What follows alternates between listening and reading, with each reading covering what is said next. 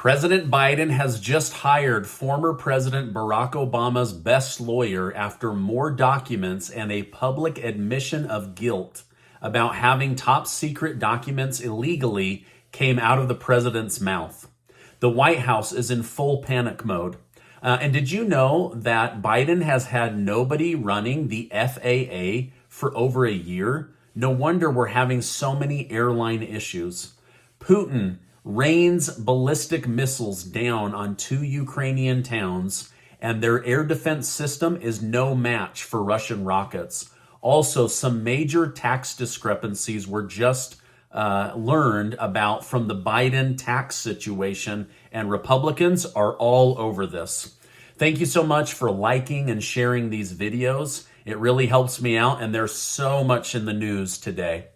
Now, I would like to wish my community a happy Martin Luther King Jr. Day. On this day, we remember a prominent hero of the civil rights movement that was responsible for being a major change agent in the country.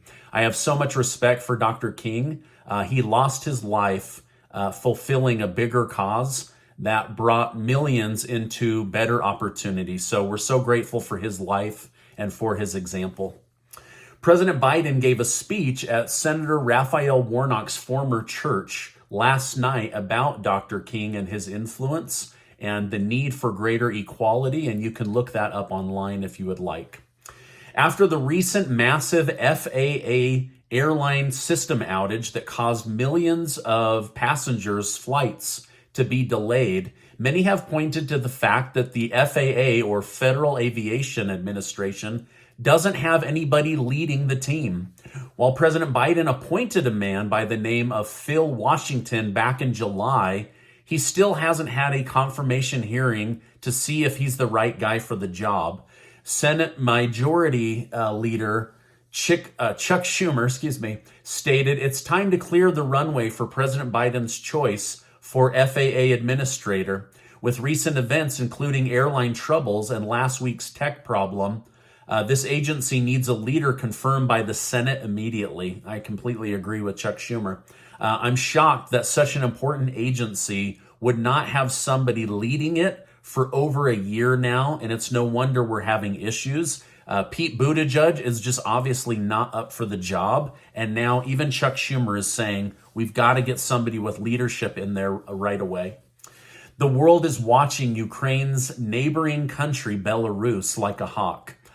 They have just joined Russia in doing Air Force exercises, basically joint military missions, while Belarus has maintained that they do not wish to join the Russia-Ukraine conflict.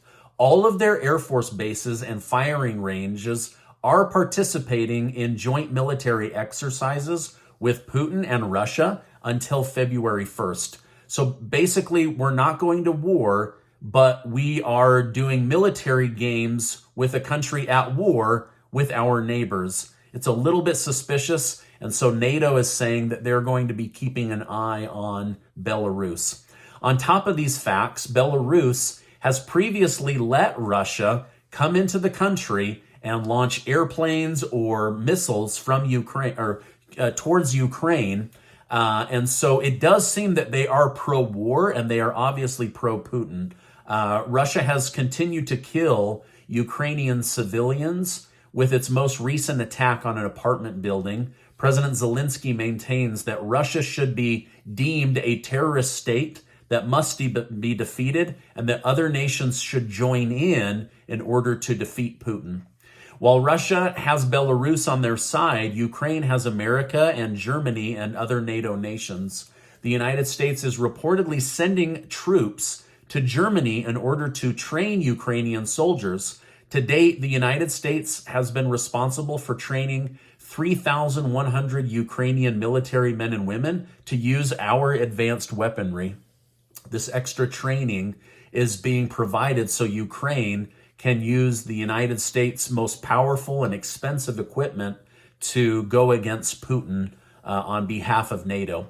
Now, over the weekend, Putin and military leaders from Moscow ordered a double missile attack using ballistic missiles, which were able to outmaneuver Ukraine's current defense system.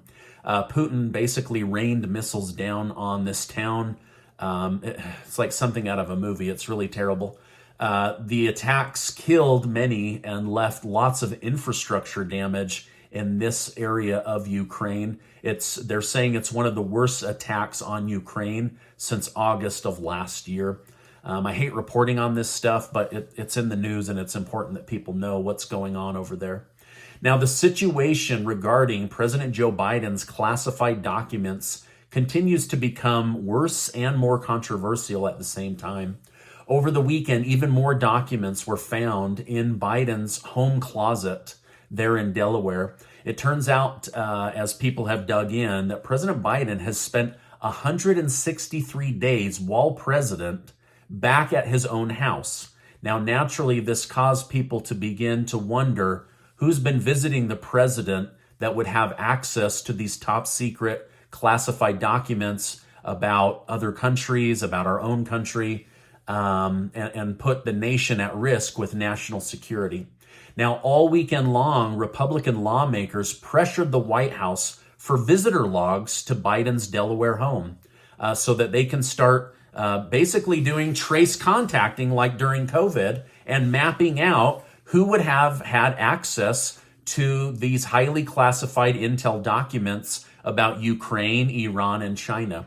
Now, this morning, the White House admitted that they have no visitor logs. They've not been keeping a record of who's been visiting with Biden as he's been away from the White House for 163 nights. And they're basically admitting we have no idea who's been in Biden's home or who has access to his garage. And for this reason, they're starting to panic. Now, Biden, the White House announced that Biden has hired former President Barack Obama's top lawyer, Bob Bauer, to defend him against having unattended classified documents without permission or authority in multiple locations.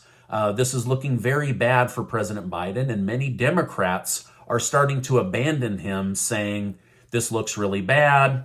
We don't know if we can support him in 2024. We need more intel. Why does he have these documents? Why were they in a garage? Why were they at a university that has received tens of millions of dollars in donations from China? Where are the visitor logs? So the list goes on and on and on about what people are wanting.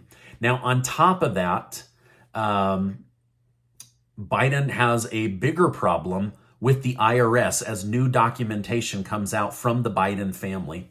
While we don't know who visited, documents show that Hunter Biden, the president's son, was paying President Biden $50,000 a month to rent his Delaware home from 2017 to 2018.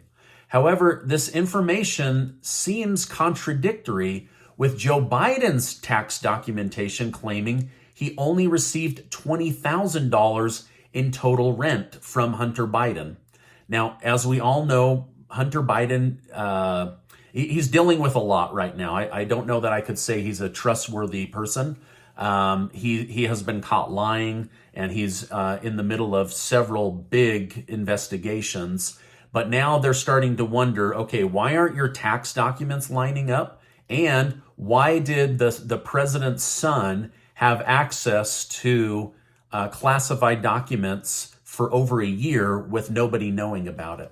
So we have a president whose son is being investigated for illegal foreign business dealings, having a gun illegally, the Secret Service covering up that he had a gun illegally, back taxes owed to the IRS, and more, while claiming that he paid the former president $600,000 a year in rent, while the president's taxes show he only received $20,000. So the question is, which Biden is lying on their taxes in order to save money? Is it the son trying to get more write-off, or is it the father trying to get rid of $580,000 of taxable revenue? I don't have an answer. This story just came out a couple of hours ago. Now, leaders of the World Economic Forum are meeting in Davos, Switzerland. You know, these billionaires that are unelected that tell us what to do, that we're not going to own cars, not going to be able to afford rent or buy a house, that will eat bugs. They're now in Switzerland discussing how to better the world according to their belief set, their point of view. They're worried about soaring poverty worldwide, food shortages, and governments not having enough control over their citizens. Like, the last thing I want is the government controlling me more, and they're saying it's one of their top worries. Now, crazy enough, Senators Kirsten Sinema and Joe Manchin are the top guests this year from the United States at the World Economic Forum. Now, you have to wonder, are they already in the pocket and ear of these senators? Or is this the romancing them and gifting them things in order to get in their pocket in exchange for power? I don't know, but it's very suspicious that the two most talked about senators over the last 2 years in the news are now the two invited to be the special guests in Davos, Switzerland at the World Economic Forum.